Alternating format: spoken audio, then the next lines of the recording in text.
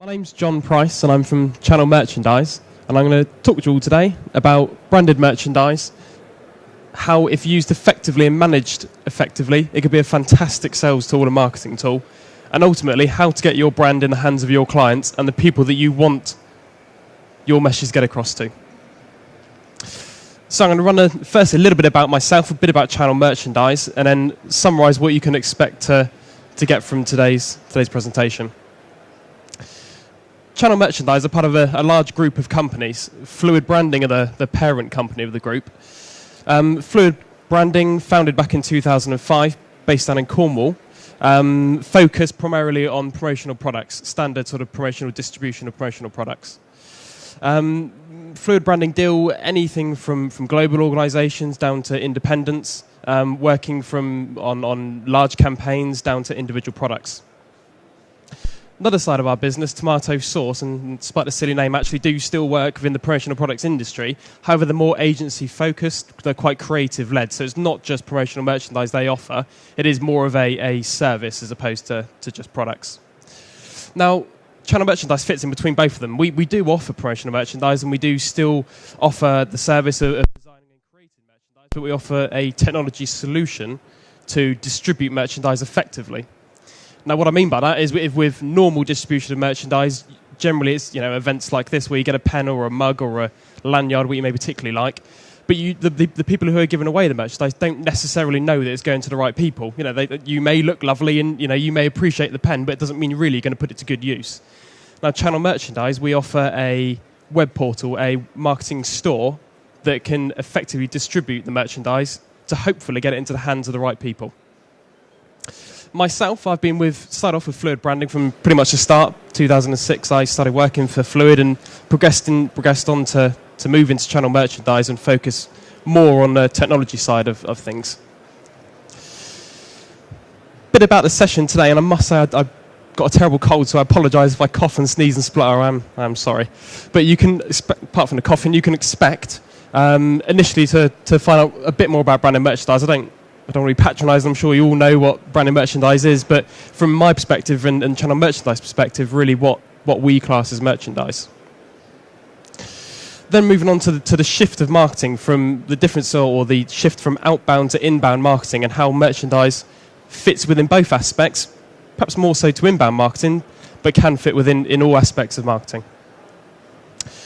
Then move on to how to make the most of your merchandise. This is coming on to the distribution side of things and the technology we use behind Channel Merchandise and web portals, and how it really does benefit branded merchandise.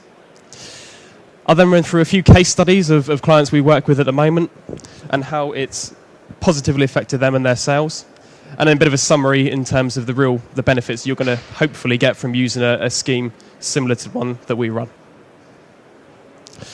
So to kick off the biggie, what is branded merchandise and point of sale? Now, point of sale is, for me, probably more interesting in branded merchandise because it affects all of us in our everyday lives dramatically, probably more so than actually any of you really realise. Point of sale essentially is anything in a retail environment that influences the consumer to make a purchase.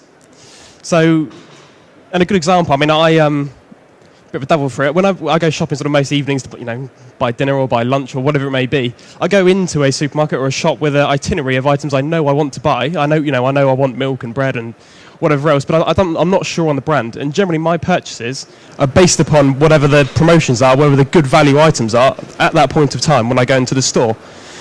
And the way I sort of seek out and the way I find those promotions and what's on offer is generally through point of sale, through sort of shelf strips that's, 2 for £1 or whatever it may be.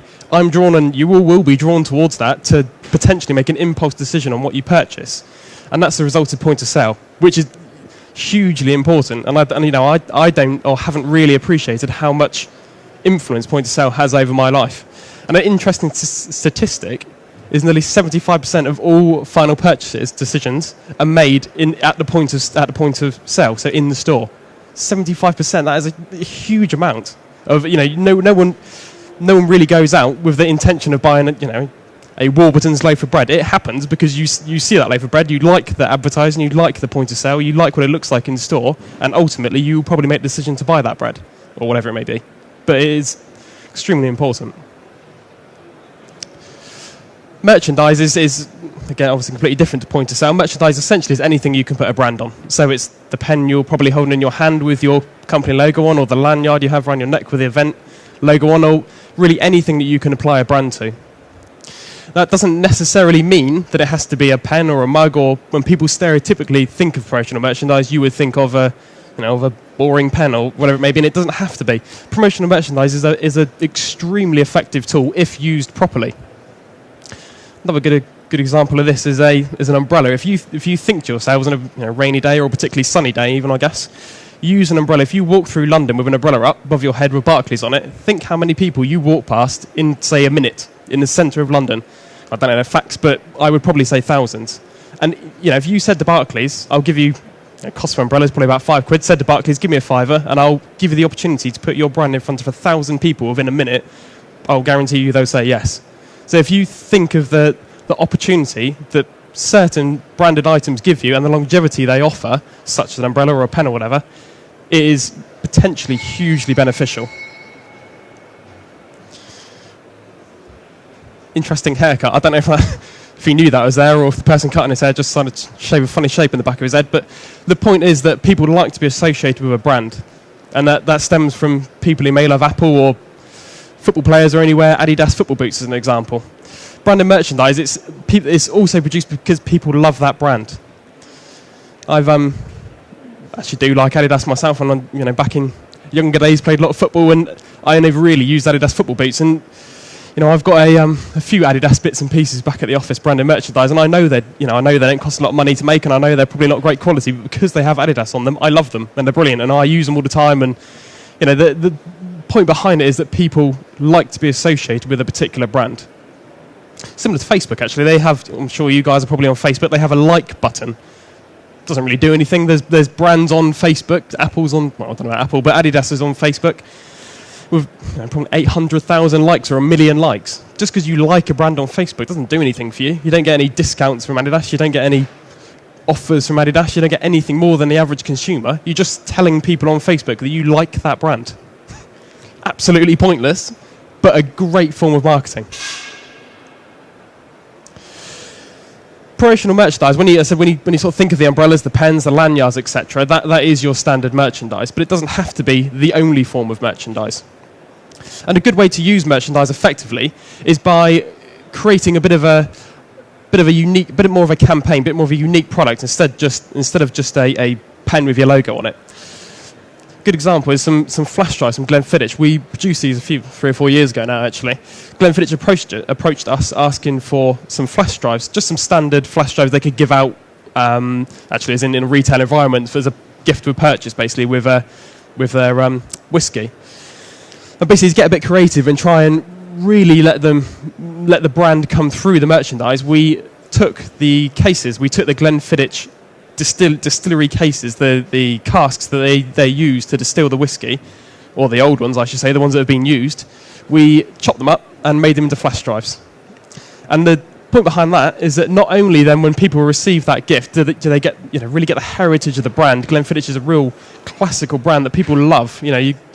Perhaps the older generation more so than the younger generation love Glenfiddich, but through producing a bit of merchandise that includes a bit of the history, a bit of Glenfiddich themselves, it was extremely effective, and sales went up 25% when that went in store. So it is a huge amount of impact off the back of that, and it doesn't have to be just your sort of average pen or pencil. It can be something different. You can get really creative with merchandise as well. The shift now from marketing, and possibly the most annoying man ever on TV on your screen right now, through adverts, but it works. He gets people's attention. As I'm sure you've all seen recently, they've changed their tactic ever so slightly to make him to play on the fact he is incredibly annoying. And the point with that is that if you turn the clock back 20 years, I think 1984, I think the television remote was introduced into the UK. So before 1984, people, you had 4 channels on telly for starters. Before that, people would sit down watching Coronation Street, EastEnders, whatever you may be watching at that point in time, and advertisers would put adverts on in the middle of that programme and, chuck at you, the audience, a load of information that probably isn't relevant to you. They don't know don't know accurately who they're targeting. They can get a demographic by what, TV programmes they advertise in the middle of, but they don't really know quite what people they're chucking it at. And the point is, back when there's no television remotes and people generally had to get up off their seat and change the TV channel to avoid the advert. That's quite a, believe it or not, a lot of people probably wouldn't do that. They don't get up off their seat to change to one of other 3 channels, which probably would have adverts on the same time anyway. So 20, 30 years ago, it was quite difficult to avoid advertising. It was not as easy as it is today to avoid advertising and to get informative content. Difference in today's market, firstly, was you have TV remotes and 200, 300 channels, where it may be, so that was like easy to change a channel these days than it will be back then. But also for the fact that any purchases you make now, myself included, or any sizable purchases, you would research. And I mean, if you're buying a new car, as an example, you might see the car you love on a forecourt. You probably won't buy it on that, at that point in time. You'll go home, go on Google, what's the best deal I can get for this Ford Fiesta? Then you do a lot of research and probably make an informed decision as to where you're going to buy it from and look for the cheapest deal, whatever it may be, as opposed to an impulse purchase. And that's the real difference between outbound and inbound marketing. Outbound is people chucking information at you, not necessarily relevant, a bit intrusive, it's not very friendly, basically. And inbound marketing is opposite to that, where we research it. We make informative decisions. We seek information from the people who are selling the goods, basically. And merchandise, it does fit within in both aspects. It can positively affect outbound marketing in terms of direct mails, in terms of events like this. I'm sure you'll be given, each and every one of you will receive things today that you probably like the look of, but you're never going to use again. And that is outbound marketing. And it's not, it's not as intrusive as TV ads, but it's not effective. It's not as effective as if you actively went to a stand and said, "Oh, I love the look of that. Give me one," and then took it. That's the difference. And merchandise fits within both sectors. I have to say, merchandise probably does fit more within the inbound side of things, because it's when you receive merchandise, you kind of take ownership of it. If someone gives you something, even though you may not necessarily want it, it's yours, and you generally speaking take more responsibility for that, more ownership. You like it more than if just someone shoves some information at you and says forget about it. A few interesting statistics that we took. I think it's a survey back in 2012, actually last year, but an interesting statistic there is 94% of people would like to get more promotional items more often. 94% of people. That is a huge amount. And in comparison to 86% of people, or 84% I think it was, that turned off or turned away from TV adverts. There's a huge shift in really what people want. Another interesting one, 92% of people believe branded merchandise increases company brand awareness. Now, if you think to yourselves, if you back to your office or your desk or your house or whatever it may be, where you have your favourite cap with your logo on, or your pen that you're holding in your hand with your Aviva on it, or whatever it may be, interestingly, you will probably subliminally recognise that brand, or you can relate it to that product. If you use a calculator every single day with, said, Aviva on it, chances are you're going to relate to that brand. 52% of people purchased from a company that was on a branded merchandise on their desk. Now, whether that's again subconsciously or intentionally, that is a huge impact, a huge influence that you get from having a product on your desk. Probably more so than company brochures, etc. If you have a mug sat in front of you, probably chances are you're going to look at that damn sight more often than you are looking at a company brochure that's sat in your drawer. Now, the whole point of this presentation, really is how we can effectively get merchandise into the hands of the correct people. Now, merchandise is, although I've been telling you it's the best thing since sliced bread for the past 10 minutes, and it is if it's used effectively. Now, getting back to my original point is if you get something and you don't want it and it's not in the right people's hands, it's as good as useless.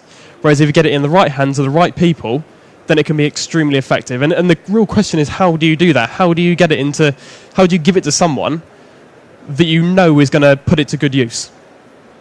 And that's where web portals, that's where merchandise schemes come into play. The idea behind a merchandise scheme is that you can effectively target and distribute the merchandise to people that for your sales channel, through people that you know are going to use that merchandise effectively. Now, a lot of companies are offering this sort of service. It's not just channel merchandise. I'm not saying we're probably not even the best at doing it. But the point is, if you use such a service, it can offer you a huge amount of benefit in terms of the distribution of merchandise. Now I'm going to run through a few examples, a few case studies of clients we work with at the moment, and the different ways in which we use merchandise schemes and web portals to benefit these clients in their sectors individually. First case study is Avaya. I don't know if any of you have heard of Avaya, very similar to Cisco Systems. They're a huge multi-billion-pound company, particularly big in the US, but also very big in the UK, but they do a lot of communication systems behind the scenes. So you probably won't recognise the brand, but if you look on your phone in your office, chances are it probably will have Avaya at some way stamped on your phone. So they are a global leader, not only communications, but they offer contact centres, data solutions, but primarily they sell through they do sell through a sales channel, so they don't sell direct to consumers. So we generally can't buy Avaya goods or Avaya products. It goes through the likes of BT or a PC World or distributors, basically sales partners. Basically, I met up with Avaya, actually I think it was at this show, a couple of years ago, the marketing director of Avaya, and basically he loved merchandise, always loves merchandise, always uses it, but doesn't really feel it's hugely beneficial. He couldn't really measure basically the return of investment, which is a big problem with merchandise. And we sort of said to him, who's it going to? What's the use of it? And basically, it's going through their sales partners. So they're giving merchandise away a lot of the time to their 4,000 partners all around the world, who then sell Avaya goods. Avaya work on a BDF system, which is a business development funding system. So their sales partners who sell Avaya gear get given funding basically by Avaya based on incremental spend. The amount they sell of Avaya goods. So if they spend, if they sell £1 million worth of Avaya stuff, they'll get given, as an example, £10,000 to spend on collateral as to develop their business.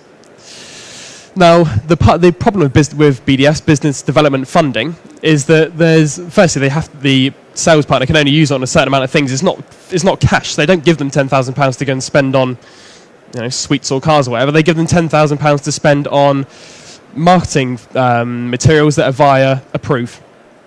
And one of those marketing materials, it used to be merchandise, and we basically said to Avaya, look, we'll set up a website for you, which will securely allow all of your partners all around the world to log on to this one location and order pre-approved merchandise.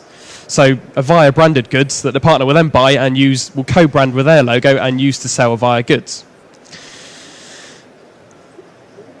Now, the benefits of this, firstly, is the continuity. So if you have someone, an Avaya partner in the UK or PC World in the UK selling Avaya or wants to give away some Avaya pens at an event, they're probably going to be dramatically different to the PC World over in Italy who are doing a similar sort of thing. So to keep the continuity and to keep the brand integrity, they jump onto one secure location and order merchandise that's already been approved. Aside from that, because we're ordering, or it has the potential for 4,000 people to order from all around the world, us as the supplier, we can negotiate extremely good rates and extremely good prices with our factories to offer to the partners. So instead of us buying 1,000 pens just for the UK, we buy 100,000 pens, which then the whole world uses, or the partners around the whole world uses. So basically, costs are a lot lower as well. BDF management. Going back to the funding now, so they can use the business development funds to buy merchandise, although that wasn't their primary focus. Their primary focus was such things as data leads or SEO campaigns, but it's other marketing services. But generally speaking, they would always have BDF funding left over, which would expire, so it would become redundant after a certain period of time. Now, instead of that happening, basically we said, look, don't chuck away your money, spend it on merchandise. This is, it's a great tool, as we've just been through for the last 10 minutes. It is, if used effectively, a fantastic sales tool. And they did, and it has been incredibly effective for the past 18 months. And we've had, chucking figures at you, a huge number of sales over the 18 months from pretty much all of the 4,000 partners. Next case study is NVIDIA. And I don't know, again, if any of you have heard of NVIDIA or not. They produce graphic chips and computers. Again, those of you who love gaming and computers, I'm a bit of a fan myself. You'll know NVIDIA and you'll love the brand. Those of you who don't, look on your laptops. Chances are you will have NVIDIA graphics chips in your laptops. They're world leader, absolutely huge company, fantastic company as well, I must say, particularly to work with. They're absolutely amazing. But they create everything from GPUs graphics cards, that is, for PC, gaming PCs, all the way to anything to create jumbo jets and cars, etc.